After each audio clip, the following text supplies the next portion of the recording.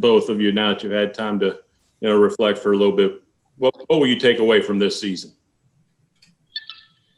Nate, fire away. All right. Extreme sense of pride in what we accomplished. What these kids did, these young players, the experience they got to go through is phenomenal. It's unbelievable what we did this year, I think.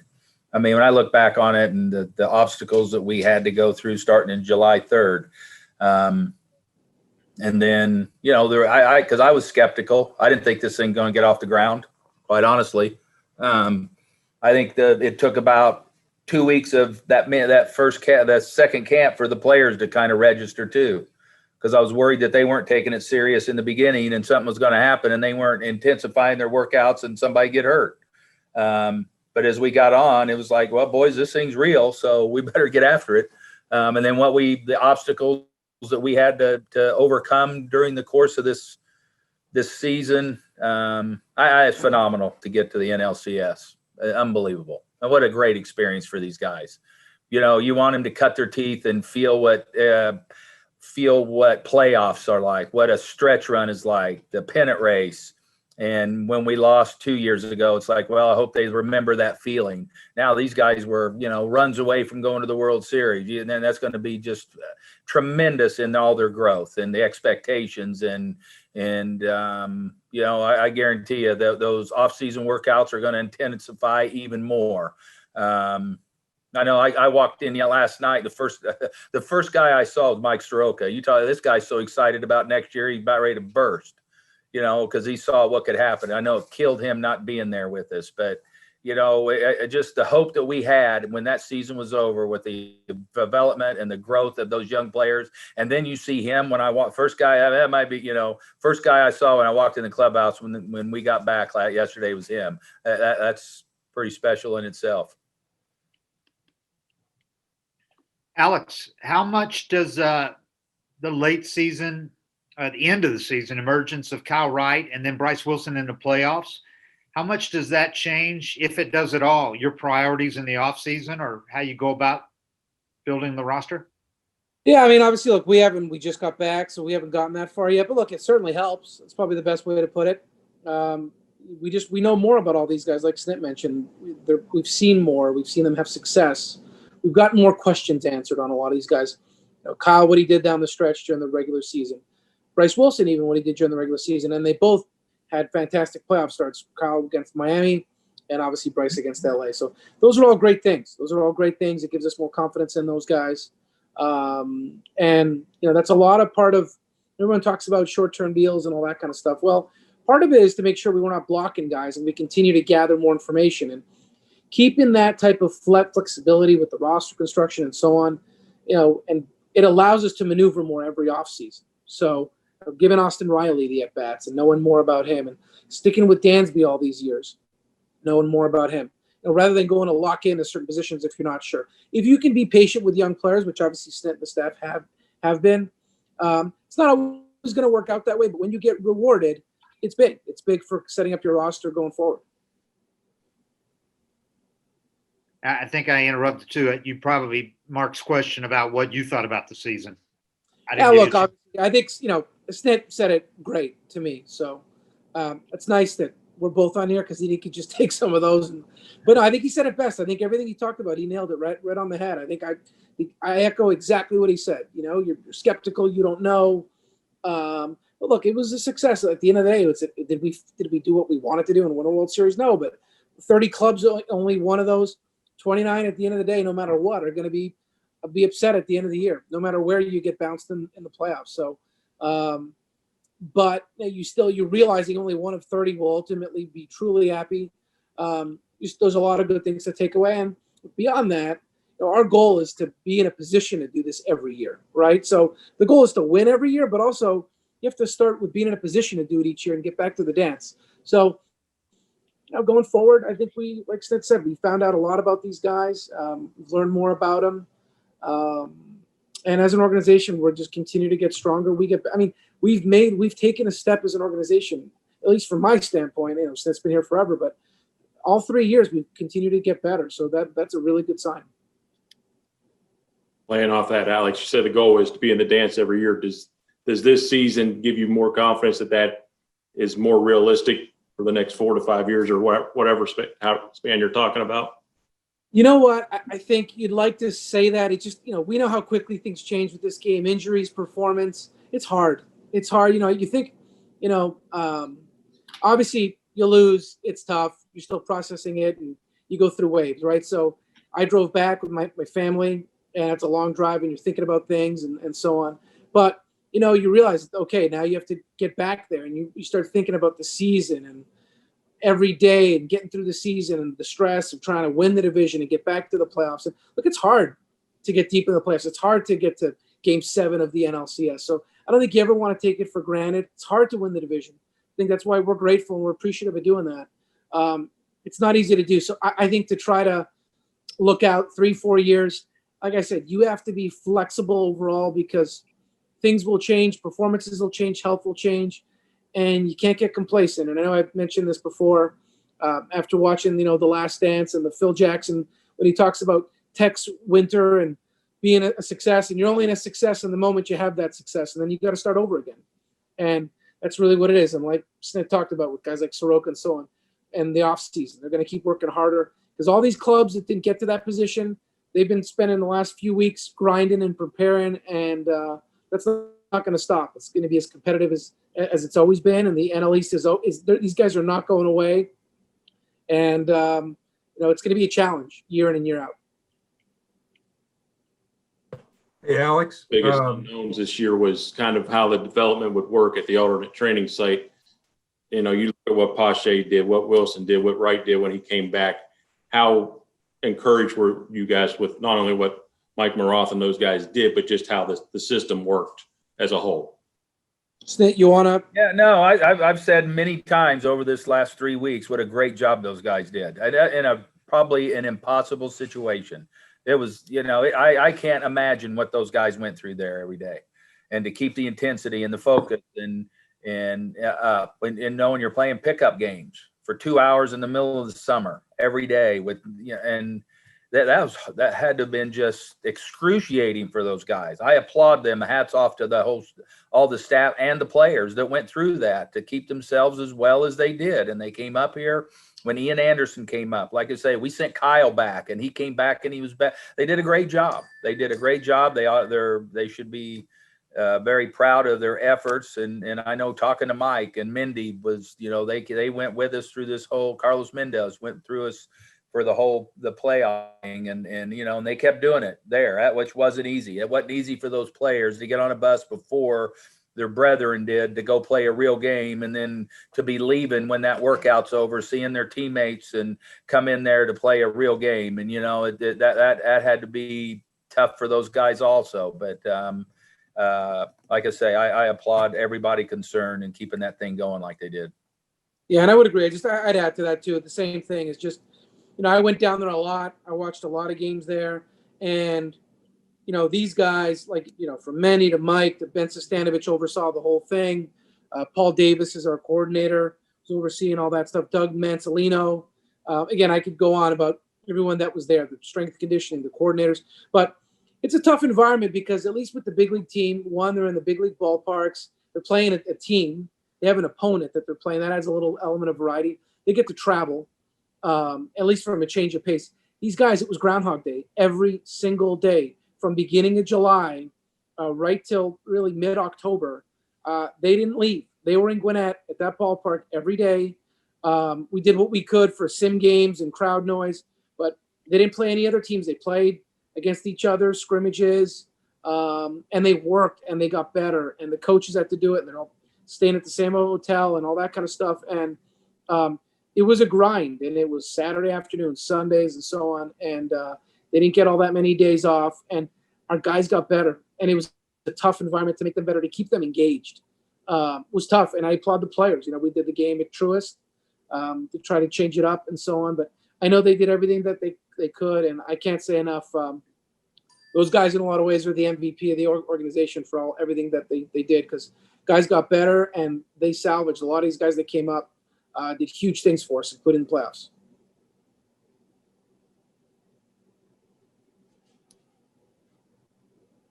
Hey, Alex, actually, one of the big questions going forward is about Marcel. And what kind of factors will you be looking at? I mean, as whether there's going to be a DH next year, what the financial situation is going to be given the virus. How difficult will that whole process be with all the uncertainties? Yeah, I mean, look, that's all things we have to work through, right? So, look, I mean, as a standalone, sure, Marcel was amazing for us. He was awesome. Would love to have him back. Certainly plan on having discussions. But in terms, right now we're, a day after we got back. All those things. There's just uncertainty in so many areas, So, but again, that's not. I'm not trying to be cryptic or foreshadow. We're going to have to work to try to get as many answers as we can, right? From a revenue standpoint, DH standpoint, all those things. But there's no doubt he was tremendous for us. He did a great job. He fit in great, and we'd love to have him part of what we're doing going forward. Do you think there's going to be a DH next year? I don't know. I mean, obviously, look, there were so many things came together late. Obviously, there was the DH that got added in. The expanded playoffs got added in just before opening day. I know the rule changes and so on. I liked everything that was done. I thought it was well thought out, well planned. At the time, you don't know how you're going to react, but I liked all the rule changes. I think the league and the union did a really good job. So at the end of the day, all 30 clubs are going to be dealing with the same information. So that'll take care of itself. But we'll obviously eventually get answers to all those things as we get through the offseason. Hey, Alex, a year ago at this time, we learned that Freddie Freeman needed off-season surgery to clean up a few things. Any of your guys having procedures planned, Acuna or anybody else? No, not right now. None that I'm aware of. Everyone, guys are banged up and so on, and guys played through stuff. But no off-season surgeries right now, unless something develops in the next week or two. But as of now, none. When Acuna said that after the wild card series or whenever he did, was he just talking about he needed rest? Is that basically what he was saying? You're saying the wrist? Yeah, for the wrist, yeah. Look, he's banged up. I mean, he played. He'll never make excuses. He's tough as nails. And Snit can talk to this too. He played banged up the whole time. Wrist was, was good enough to play. But he was getting a lot of treatment, but he was going to play. There wasn't anything, wasn't going to do any more damage to it and so on. But, in fairness, no one's 100% at that point. But Acuna definitely grinded through the wrist, but still allowed him at times to do some great things. Hey, Alex, what do you take away from a World Series that's going to feature the second highest payroll against about the 28th high? Yeah, look, payroll. It's a weird season. Yeah, payroll disparities will be talked about forever. It's just always been the nature of the game. Salary cap, and that's always going to be a topic in comparisons. Look, I view it as everyone has challenges, limitations, and so on. We worry about the NL clearly. So, we just looked at it that we played a great club. We were right there with them, right till the end, the entire way. And that's the takeaway. Look, in a short series, anything can happen. You need breaks. You need to not make mistakes. But and they're an extremely talented club. I can't speak. Obviously, we played the Rays the four games, and that's AL. But you're always comparing yourself to say, okay, how do we get to the World Series? And who do you have to go through to get to the World Series? And the fact that again, you need some things to go right for you, and you need to add on runs and things like that over the course of a game, and you give credit to both sides. But payrolls and so on, it's our job to no one cares at the end of the day, whether that's fans or media or anybody else. Nobody wants to hear whether you have smaller payroll, this and that. People just want results. It's the same way if guys get hurt. If Soroka gets hurt, we can't sit there and say, okay, well, the year's over. We lost our frontline starter. No one's going to care. I mean, we are still expected to perform at a high level. So I just don't read into it. My attitude has always been, tell us what we have to work with, and our job is to get it done. Alex, the plan that Terry had talked about was to slowly increase the payroll each year, go up a little bit.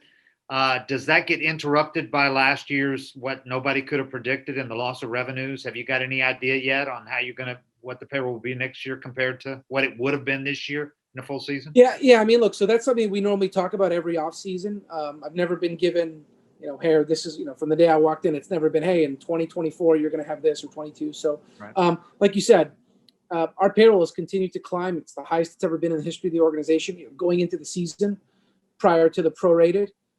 So there's been all we've gotten is tremendous resources and commitments, and we've gotten that. And so in terms of what we're going to look at for 21, you guys know if I had a number, I wouldn't tell you just from a competitive standpoint.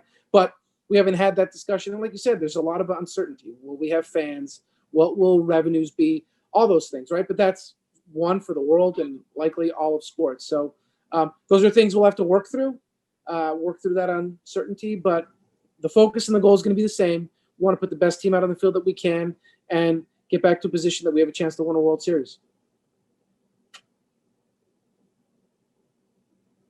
Snit, I know without fans in the stands was kind of a weird year.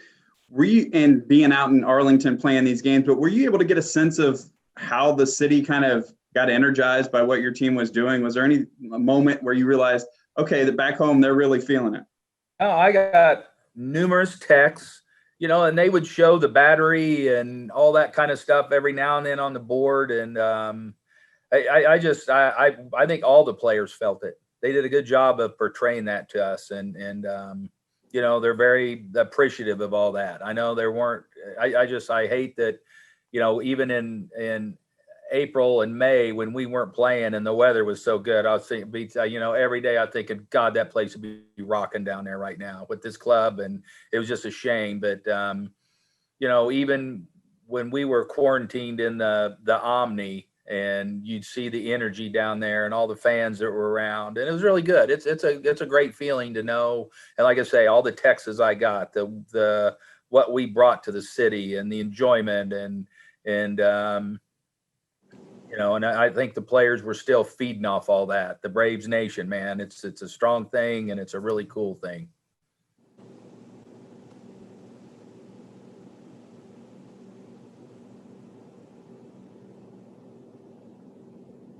Hey, Brian, in the age of COVID here, I don't know, what are you going to do for the next couple of weeks to decompress, and how does that change? I already told my wife, I was like, you just better get ready for me to just kind of pace around here. I already woke up at 12 o'clock this morning, feeling like it's 7 in the morning and play with the grandkids. I got a T-ball game tonight at 6 o'clock. So I'm going to go to another game tonight. But it takes a while. I'm gonna tell you, it usually, I'll get calls after the season's over and go, you want to go play golf? And it's like, I need a couple of weeks before my body and my mind, everything feels normal. I'm more exhausted right now than I ever have been after any 102 60 game season and playoffs. This has been, and it was going in. I mean, this was tough this year, really tough for the players, staff, everybody. So it's going to take me a couple of weeks to detox or whatever. Yeah. What did you find to be the most difficult aspects of the season? I think just the whole year, just navigating every day, and then the road was hard. And God, it was so nice to eat off a plate last night when I got home and not out of a box, and I ate with silverware for the first time in 2 months or so. I mean, that's the thing. It was just so little things like that. And I'm a guy, I like to get up in the morning and go walk. And then as Bo and I always talk about, where'd you eat breakfast? With all the breakfast spots. I didn't get to do that. That's those are the things when you're on the road that you really look, you enjoy, because you have to, and that's kind of your outlet and things like that. And you couldn't go to go into restaurants as, when we get our age or whatever, that's a big deal. You kind of like that. And the big day out. Yeah. Yeah. Right. So there's just a lot of things that happened. I like I say, I applaud our players. I applaud Alex for, his direction. And when he came in here, man, he was on point with this whole thing, and us being, cause we said, it's like Waldo, he said, it's a Hunger Games, man. And it was, and our guys did a great job. I think the fact that Freddie got COVID early and Will made it real to our players. And Freddie got up in front of them more than once, and we had tons of meetings, so we didn't have an outbreak. And I applaud our guys for the diligence and the respect that they had for their teammates to see this thing through, and we did. And we stayed healthy, other than what you're going to get the nicks and everything on the field in doing this. And it was an entire, from the top to bottom, that wasn't easy to pull that off. Our medical staff and the compliance officers, and Jeff, Nick, everybody that we had did an unbelievable job in staying on top of us to do, and you had to do this. As we saw, there were teams that didn't, and it hurt. I think that, and a lot of that hurt baseball. But our guys were vigilant as can be in making sure that we saw this whole thing through. Alex, will you have anybody playing winter ball or fall ball or anything? Did going deep like you did, for playing for a few more weeks, did that change anything in that regard? I think there's just a lot of uncertainty with leagues like that. Most importantly is just safety. Again, you see, we've just lived through incredible protocols, a lot of resources dedicated, a lot of manpower dedicated to keeping everybody safe. Even then, we had a lot of scares throughout the year, just tons and tons. You get phone calls and texts. And so I think it'll be a case by case. But I think for the most part, I do think we feel pretty good about the guys that we had around at the alternate site. We think they got good development in. Obviously, the guys at the big league level, they got a ton of development in. So guys that didn't get a chance to play, case by case, we've been open-minded about that. So we'll just kind of see how it comes. But I think a lot of it's just going to be doing a little bit more due diligence on some of these leagues and how safe we think the environments are going to be for these players. Guys, I came in late, so I'm sorry if you were asked about this, but what are your thoughts on some of the rule changes that happened during the 60-game season, the DH, the 7-inning rule and doubleheaders in general? Do you have any thoughts about that moving forward? Which way you would lean? I like them all, quite honestly. I'm kind of a traditionalist coming in. I'm thinking, oh my God, we're going to put a guy at second now, and we're going to do 7-inning double. The DH. I like it all.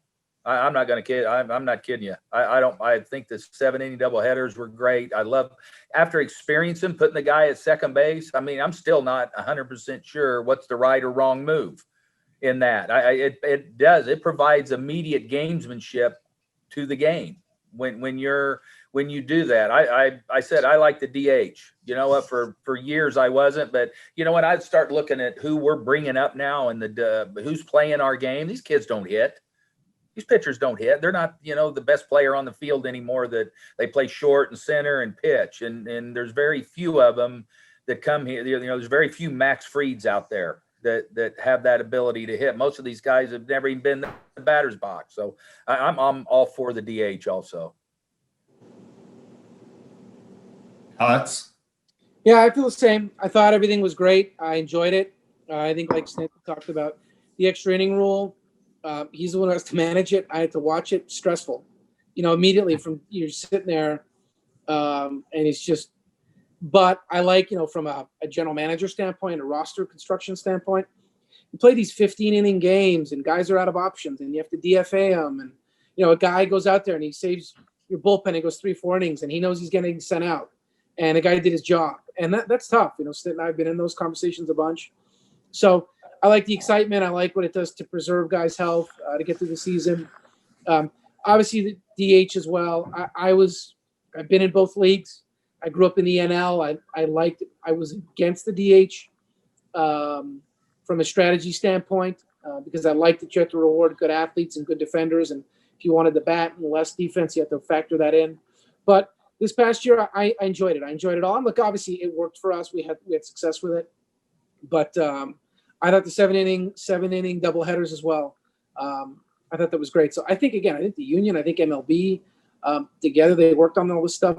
I think they really did a great job coming together with some things quickly under really tough challenges, and they definitely took advantage of it. I think they did a lot of great things. Do you think they'll be adopted? Do you have any feel for that? Yeah, we have no idea. So that's obviously something that they're going to have to work through.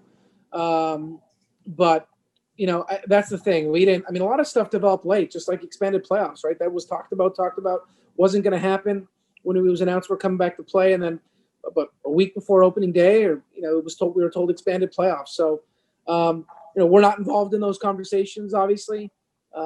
My attitude of all this stuff is, look, all 30 of us are playing under the same rules. We're gonna have the same information, and we'll roll with it. And I have faith in because so far they've hit all the right buttons. They made good decisions, in my opinion. The changes that they made for the game the last few years have been really good. So at some point, I'm sure all that's going to be addressed. But we haven't been told anything at this point. Alex, when you look at these final two teams left, do you look at a common theme or a common strength that says we need this on our team to get better, to get us to that step? I guess the way it plays out, everyone looked, the Dodgers had the best record in baseball, were widely considered the best team in baseball, rightfully so. And look, we felt pretty good about our club as well. I think we were third or fourth in terms of wins in the NL, but that we were stronger at the end of the year than we were at the beginning of the year, right? We have some things that developed, whether that's Bryce Wilson or Kyle Wright or Ian Anderson. We had some good things really develop and come together for us. The bullpen obviously did great things as well. So I don't look at specifically one area, because I think we can rehash the series all we want, but we were right there, right? It was where 2018, Stan and I have talked about this. We weren't talented enough. 2019 and the DS against the Cardinals, that one, it was a different feeling, because it just, again, you respect the Cardinals and everything they've done, but that one you just felt like we felt strongly that we should have been able to advance, and just things didn't break right for us. Here we were right there. We're playing a great club, and look, in playoff series, the little things matter. And again, we have all these guys were a huge part of our success, but we saw some plays or some things didn't end up going our way, but we were right there with those guys the whole way. So again, now it's the ability to maintain it, and to maintain the performance, right? So we got some great years out of guys and so on, but you need a good bullpen, you need a good offense, you need a good rotation, you need all of it to advance deep. So I think we continue to get better, closer, and I don't think I'm out of line saying we're a World Series caliber team this year. That doesn't mean you're only one of those teams going to win the World Series, but we definitely were every bit capable and very close to being there. And who knows who's going to win at the end of the day, but I feel like the roster and what we had and the ability we had in the field in 2020, we had what it took. But obviously, things need to break right. Does the fact that the mistakes that you were alluding to were kind of so uncharacteristic for this team, and they came at the kind of the worst possible time, does that make it any harder to accept it, or you look at it as, hey, mistakes are going to happen, whether they're right? Yeah, that's 100% how I look at it. Look, we can go through, but these are good players, guys that are good base runners, and things happen. Mistakes are going to happen. Guys are going to get banged up. And look, that's what happens in the playoffs, right? So you make a mistake, whether it's a pitch, you make a mistake on the bases. If it's something that was a theme of our team consistently, and that it cost us consistently throughout the postseason and throughout the season, that's something, look, we need to clean it up. We need to address it. But that wasn't the case. Some things happened to us in a few games. Look, guys are going to allow runs. That's going to happen, especially with a lineup like LA. I don't think it's fair to expect to hold that lineup down scoreless for 6 innings or 7 innings or whatever it is. When you have a chance to add on runs, obviously you need to do it against a good team like that. And they would tell you the same thing. But yeah, I think that's the best way to put it. The things that happened, they were uncharacteristic of those players. It doesn't change your opinion, because those players are great players. And it happens. And I know that's not what everybody might want to hear, but that's just reality. And I've said this before, and obviously Snit's been around. You ask everybody that's been in this organization a long time. The year they won the World Series, people would tell you it was not their best team. It was a great team, but they wouldn't say it was their best team or their most talented team. But that was the year that it all came together for them. You get the right breaks, get the big hit, the outs, great defensive plays. But I think that's the takeaway, is just that we're a very good club and very capable of being in the World Series right now. And I think that's what we need to take away. And look, we're going to learn from it regardless. Like Snit said, the young players got a ton out of this, no doubt about it. And the goal is never for this to be, one shot, 1 year, and then, hey, let's start over again. We want to, and again, it's easier said than done. We want to be in a position that every year we're hopefully, we're there, we're back in the playoffs, whether that's winning the division or wild card. and we're able to go deep and be in a position that we can get to the World Series and hopefully win. Hey, Alex, how high on your to-do list is it to get Freddie an extension? I mean, look, he's someone that we plan on and expect to have him as a Brave for a long time. He plans on that as well. I know I've said this in the past as well. When that time comes, hopefully it'll be the first time you hear about it. You get the Braves PR department send out a release saying there's a press conference or we announce it. But both sides want that to happen, want that to occur. But like anything, like any contract, we're going to work really hard to keep that quiet because we don't want daily questions of the players, the manager, the coaches. And that just makes it hard to get deals done. So he's a key part of this organization. We've talked about that, a lot. And the hope and the plan and that he's going to be a part of it going forward.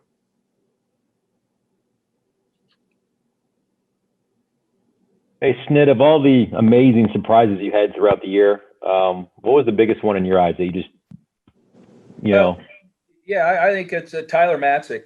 I mean, I look at that story and where this kid came from, and it's funny because it was like say in spring training, we'd bring him over. He's a fence jumper. We'd bring him in, he'd strike the side out, and we'd bring him in again, he'd struck the side out, and then I remember all he does is strike people out, and we're like, let's keep looking at this guy. I even told Alex right before we closed down, I said, let's put him in our clubhouse.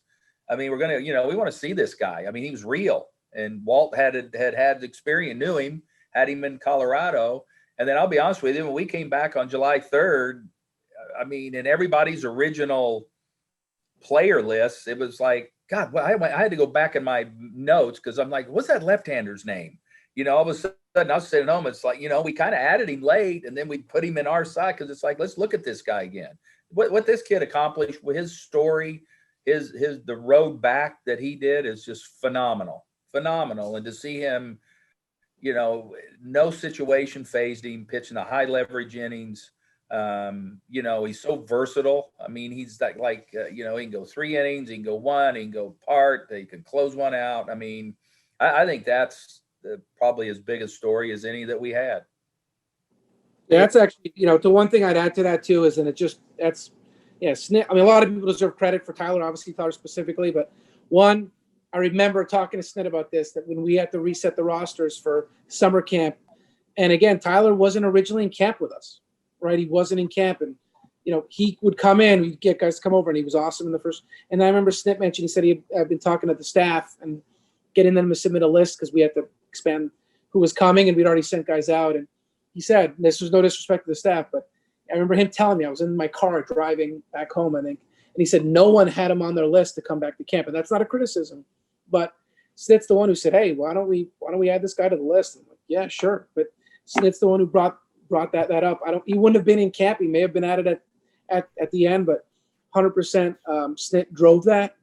And, beyond that, Dana Brown, I remember middle of August last year, sent me an email and he said, hey, I got a tip on, Tyler Matzik throwing an independent ball. He was at the area code games.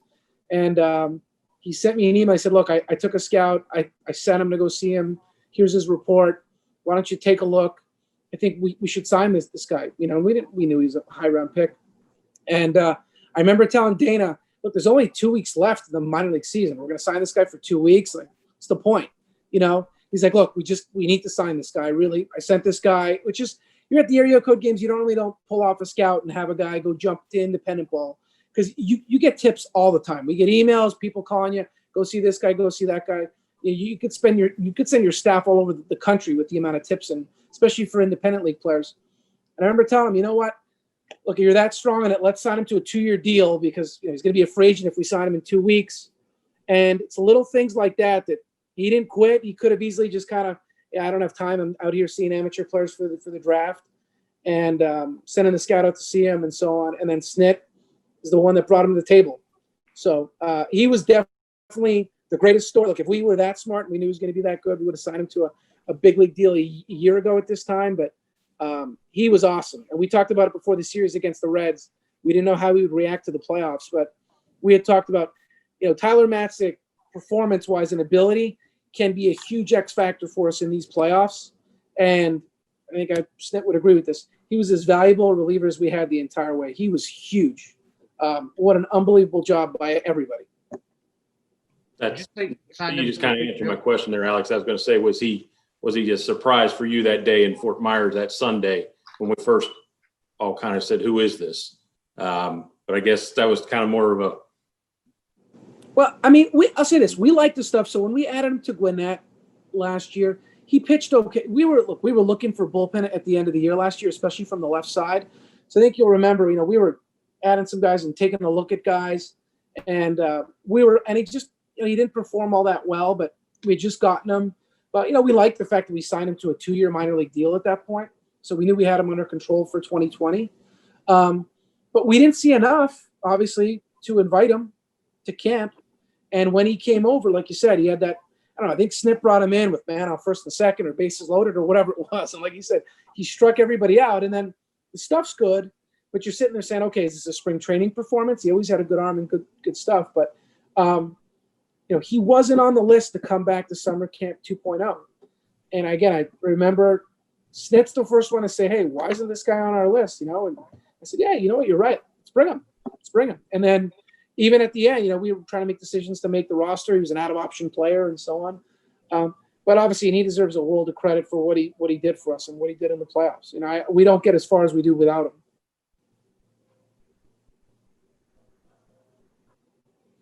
Hey, Brian, I might ask the flip side of that. The biggest disappointment this year, that answer might be the guy you first saw when you came back, Mike Soroka. But what were the biggest downers of the year? Third out the other night. Yeah. Eliminated. Wasn't hardly. I mean, I don't know that I could look back and there's so many good things that happened here. So many good things. It's obviously, like you just said, Soroka's the huge one. I kind of hated it for him, us, But other than that, man, I have a hard time going back and looking at anything being a downer for this season. There's just so many positives, so many good things that happened. I can't. Yeah. Well, what do you see in Mike's comeback here? Right? And I think he's got. I couldn't believe already that he had shoes on. I mean, I had my Achilles operated on. I had a Achilles surgery a few years ago, and I was riding around one of those damn scooters for 6 weeks, non-weight bearing, then in a boot. And when I came in yesterday, he got real shoes on. He's young and strong, and he'll come back stronger than ever. That's the thing. It's just, the kid that is that dedicated and that driven, that there'll be no stone unturned. I guarantee you can come in here every morning for the next 4 months or however till we go to Florida, and you'll see him in here at 10 o'clock, doing his rehab. And I think I was really encouraged. I couldn't believe when I saw him walking around yesterday. Alex, is it too early to know whether Soroka might, because he says he wants to be back before the start of the season. Is it too early to know at all how that's going, how the rehab schedule is going, if he's ahead? I mean, I tell you this, the day Mike got hurt, I already knew Mike would be, I'm ready for opening day. That's just who he is. That no matter what. I've actually had that conversation with him, and that I remember a few weeks after we're getting our saliva tests for, our daily COVID tests. And I said, just so you know we have to protect you from yourself, because what you're all about. And you just have to remind them, this is your career and it's long-term. And, and at the end of the day, like anything, guys on the IL, they want to come back. You have your battles. Guys want to play, and you have to protect them from themselves. We'll listen to the doctors. We're not putting a timetable on it, because invariably, if he does need more time, you don't want the perception that there's a setback or anything like that at all. But right. He will absolutely do everything he can. Like Snit said, the work ethic is off the charts. You just want to make sure he doesn't overdo it and try to come back too soon. The one thing he understood as well was, okay, this is going to be, he hasn't pitched a whole lot of innings. So that's something that, we'll watch, and workload wise and things like that. So he's going to be throwing when we get to spring training, but if that means it's an extra 2 weeks, 3 weeks, 4 weeks, it's the right thing to do, even if he could pitch. The doctors feel long-term for his career, we're going to put his career first. And, but like Snit said, he's going to come back better than ever, stronger than ever.